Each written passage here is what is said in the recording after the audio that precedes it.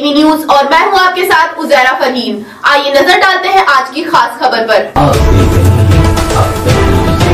देखिए, ये घटनाक्रम की एक चेन है जिसमें पहले दिन एक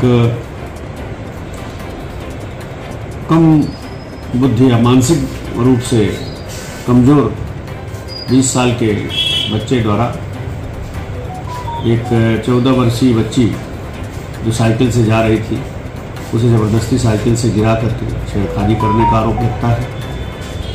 बच्ची के परिवार के लोग उस मानसिक रूप से कमज़ोर बच्चे के घर जा करके वहाँ उलाना देते हैं, वहाँ लड़ाई होती है जिसमें मारपिटाई भी हो जाती है।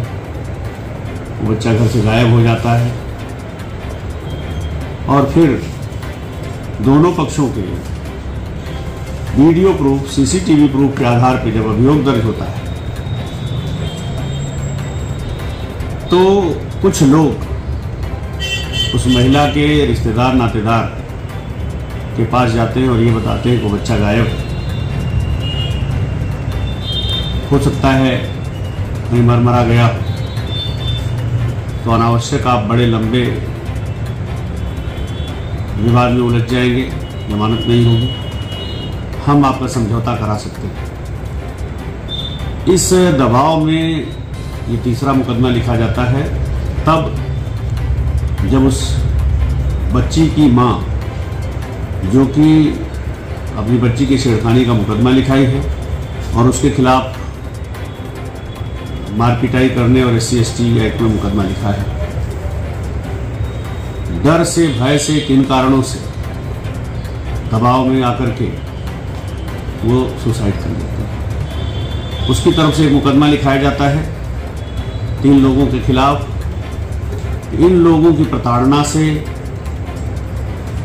उसने सुसाइड किया। उसमें कुछ बातें निश्चित रूप से ये साबित हो रही हैं, CCTV फुटेज से साबित हो रही हैं, घटनाएं हुई हैं और इसमें वादी पक्ष बार बार ये कह रहा है कि हमारे रिश्तेदारों पर और हमसे इस तरह का दबाव बनाया गया जिसकी वजह से नर्वस, भय और प्रताड़ना में उस महिला ने फंसी।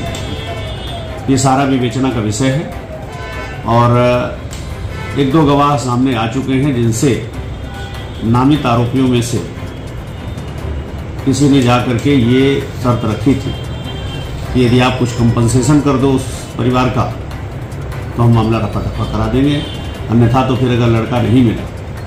उसी बीच एक लाश जो मिली थी उसकी शिनाख्त भी उस बच्चे के रूप में होने की बात आई, तो वो तो मर चुका है और आपको जेल में लंबे समय तक यातना झेलनी पड़ी। तो इसमें हमने अभियोग दर्ज कर लिया था। आज उस मृतका का अंतिम संस्कार भी हो गया है। विवेचना से कुछ तथ्य इस डराने, धमकाने या प्रताड़ना के सामने भी आ रहे हैं। उसके आधार पर अतिशीघ्र विधिक कार्यवाही की।